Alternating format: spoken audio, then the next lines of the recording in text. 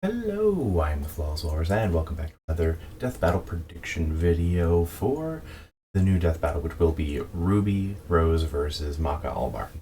Now, this is a fight that I have been equal parts looking forward to and dreading for a variety of reasons. But it is at the very least one of the ones that I have been a fair bit on the forefront of when it comes to discussing the actual stats of these characters. So I am fairly familiar with where both of them do end up. So I'm going to be able to get a good jump on this one in terms of timing. And if you've heard anything about the debate for this one, you know this fight is, in fact, really not close. Maka kind of just sweeps for this one.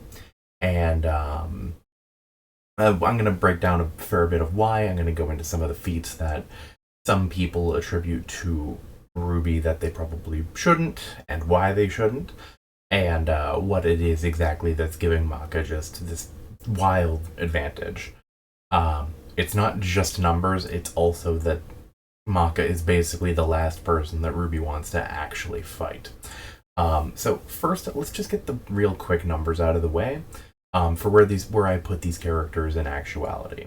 Maka is getting like teratons from both the Mad Blood manipulation that Krona does and moving the moon's teeth, which is a feat that I believe Black Star does. Yeah. And Fire Force has actually retroactively buffed that feat to make it the teeth heavier and denser, which makes it just go up from there, but we can put it as a baseline teratons because that is, in fact, more than RWBY is going to be getting at all. And then for speed, we have Speed of Light as a more or less basic minimum. There's a couple feats for it, one of which is Black Star just having just straight up an ability that is going fast enough that he detaches from his own shadow. That's just at least as fast as light. And then there is a time where Death the Kid specifically scratches his head at the stated Speed of Light. So that's at least 2 feats, and then there is catching some lasers. Now, they don't necessarily act as lasers do, but it is at least consistency for the idea that these characters are meant to be fast enough to do. The 2 feats there are very firm and solid, and the last one is mostly just supporting. So then we come to RWBY. So to counteract the teratons, we get roughly kilotons, probably single-digit kilotons at best. Coming from a feat where Cinder basically shoots a fireball up through Amity Arena and melts some metal. I actually think that the feat is a little bit under where some other people put it, specifically because we don't see whether or not she's using her maiden powers, which would make it less likely to scale to RWBY herself. Or we also don't see how many layers that she's shooting it through in one go. If she is in fact shooting it through like 1 or 2 layers, then the feat actually just sinks down really far, like under some of the stuff that they've already given RWBY characters in prior episodes. But we'll give it to her for, leniency's sake, because by God, she's going to need it. So we'll put it at roughly 3-4 kilotons. And then for speed, we have a fairly firm feat of Adam in the Black trailer, way early on in the show, who moves his sword in tandem with a particle acceleration cannon. Now, those usually are given the base speed of like 90% the speed of light, and him moving in tandem with it came to about 42% the speed of light. Could get higher or lower depending on if you use the fact that particle acceleration cannons can be lower than 90% the speed of light. I believe 60 something is one of the slower ones. Because the 90% ones is like those giant like countryside spanning ones that are like kilometers long. But yeah, so ultimately we're going to put it at about 42% the speed of light, because if you've noticed, a fair bit lower than the at least faster than light.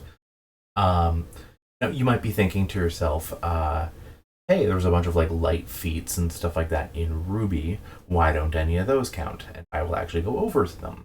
So first off, a lot of people attribute Silver Eyes to being a light speed feat for little to no reason. It's light magic. While it doesn't attribute force, it does petrify.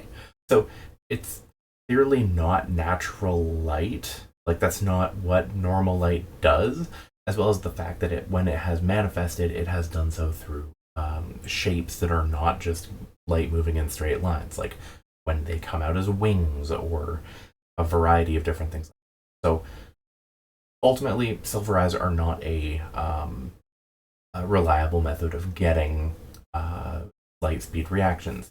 Now, you also have characters like Penny and Ironwood, whose lasers explode or have heavy force. Like, the whole point of Penny's beams is that she pushes herself around with them.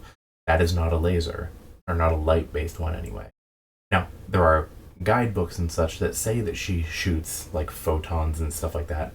However, the fact that it does apply force means that you cannot cherry pick for what attributes of natural light that it has and what it doesn't.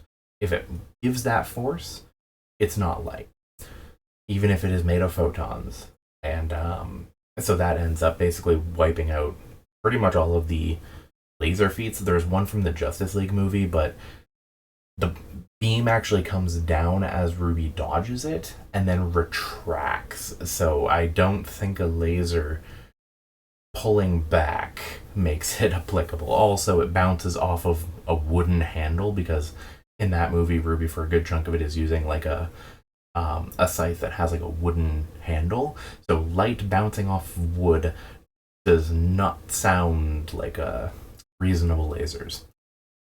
So with basically all of the light speed stuff pretty much off the table, we move on to AP. Now, there is a feat where these creatures called Sentinels, they're like these centipede Grimm. There's one that like burrows through a chunk under a tower and makes it fall. I've seen that calculated up into higher kilotons than the Amity Arena feat, but here's the thing, is that nobody actually scales to that Sentinel because it is thousands of times bigger than any Sentinel that the team has ever fought. And the Sentinels that are otherwise there are only taken down by Atlas's warships, which obviously no one in Team RWBY has taken a shot from. Another Grimm with a big feat that people point to is Kevin, the Grimm Wyvern from the end of Volume 3. Now, this dragon has a feat that basically it breaks out of a mountaintop, and it's felt all the way from the town that they're in to a mountain that's nearby. Now, this has actually gotten up to, I think, higher kilotons, like hundreds of kilotons. But again, nobody really scales to this dragon. There isn't a linear, like, you know how much AP is needed for Silver Eyes to freeze it, and nobody ever really fucks with Kevin, except in the Justice League movie, in which it is in a simulation. So the Leviathan and the Wyvern that they fight in there are not actual ones, they are digital recreations. So obviously completely off the table. The next one that we have is the Grim Geyser. Now in, I believe it's volume 8, I want to say. I think, yeah, it's in volume 8. A geyser of a Grim River basically shoots up at Atlas to overload the shield and drop it, allowing Grimm to get into the city. Now, it fires up, and it's roughly in, I believe, gigatons, actually. It does come out to a roughly island level. It is the notorious island level RWBY that people point to, but no one scales to this geyser because all it's shooting is like the Grim River that's there. No Grimm that are actually in it are seen. They don't seem to survive it. They don't do anything. Grimm are capable of forming in the Grimm goo that's there, regardless of like the surface area. They just form out of it. So there's no reason to assume that Grimm were in it and survived it, and even if they were, they would be heavily cushioned by the river that's around them. So the Grim Geyser is just a complete throwaway feat as well. Now we have a couple more. The next one that we'll go with is the Long Memory. Now this is a cane that is Ozpin's cane, and Oscar is using it. He does this like one-time blast that's like stored up a bunch of kinetic energy and just blasts it out with magic. And then Oscar basically has a shield. Now, there's a couple issues here. Now, there's a golden shield effect that is on the shield that is otherwise never seen. Usually it is just green, but it has the same color as the energy that the long memory is letting out, a golden effect that is on it that is otherwise never there. So it is entirely reasonable to say that it was likely amped by the long memory.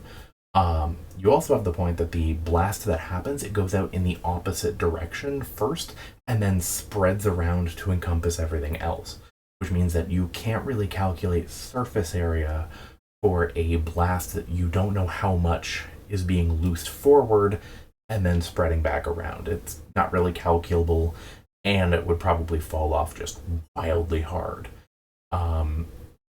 This is also assuming that anyone actually scales specifically to Oscar's shield. We've never actually seen a character break that shield, including when Ozpin fought Cinder. We don't know ultimately how she won, and we only ever see the shield brought out for singular attacks, momentary aspects. Like, you don't usually see a character, or rather Ozpin specifically, you don't usually see him keeping it up the whole time, so it is entirely possible that Cinder waited for him to not have it and beat him then. So no one has actually broken the shield. Now, speaking of people not breaking things, we come to honestly one of the most notorious feats in all of RWBY debating, and it is fucking Vine with this bomb on a plane. So there's a bomb that they made to kill a giant grim whale, and then when something, the long memory specifically, when that destroys the whale, they repurpose the bomb to threaten a city. Now, here's the thing, is you can't just calculate the force of what it would take to destroy that city, because that is not what it was created to do. So you already are losing out on how you're actually calculating how much force this bomb has, but also it is specifically stated that it will kill everyone there if it goes off. And the character who wraps his shield constructs that he makes, he's got like a semblance where he makes these constructs and wraps around the bomb and himself, and he dies. The bomb goes off and he contains it enough that it doesn't kill everybody. So some people say that because of that, you should apply his normal aura barrier, the durability of his constructs, because semblances are tied to aura. This is just, I think it is a wildly silly and kind of backwards logic, where you are taking something that specifically killed someone and saying, yes, they can survive that completely. Despite the fact that even in another airship gunning it the other direction, they don't believe they will survive it. I've seen a lot of people trying to justify this feat, and it ultimately does not make any sense. There's no way to calculate it. It never did the thing that they were intending for it to do. You can't use any of the whale's durability feats because they specifically state that they're hoping that it's weaker on the inside and able to be destroyed. So, whole feat is just kind of 10 hurdles in a row, and it trips over every single one. The Vine scaling is just completely off. The last one that we have to go over is basically Penny lifting up the entirety of a giant flying arena. Now, some people would be forgiven for thinking that this is actually a really good feat because it's a pretty huge construct. But one of the things that this arena has is 3 stabilizers that are meant to keep it floating in the air, basically counteracting its weight. It is fueled by gravity dust, which we have seen in deposits that are fully capable of just making entire floating islands. But when Penny is lifting it, one of those stabilizers is broken, so she's essentially accounting for 1/4 of the weight.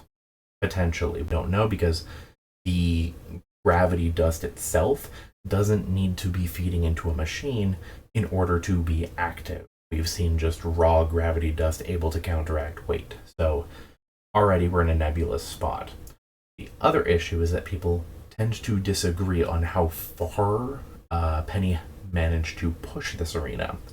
The readings that you get for like on the on the like screens and stuff like that they use are unusable because no matter what, if you're using meters or kilometers, it does not make sense. If you're using miles or feet, it doesn't make sense because it's too much of a difference. It's either just going down so slowly and then there was like a ground level, so it doesn't make sense there, or you're saying that it fell kilometers in seconds, which is not how terminal velocity works, especially when you're counteracting 75% of the weight of it. So the whole feat is nebulous, vague, unusable, which is kind of the tagline for a lot of these feats. So many of them are just completely unusable, and I've been arguing a lot of these feats for years at this point. So overall, I think the only one that can really be used is Cinder's Amity Arena feat. Maiden downscaling is theoretically possible, but we have seen what maidens look like when they are actually going all out, and no character has faced them except other maidens in that regard.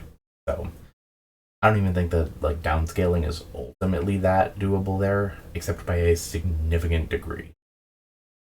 Which brings us to, does RWBY have any win cons? The answer is, unfortunately, no. She doesn't really have any hacks that would make her able to get past this massive stat difference.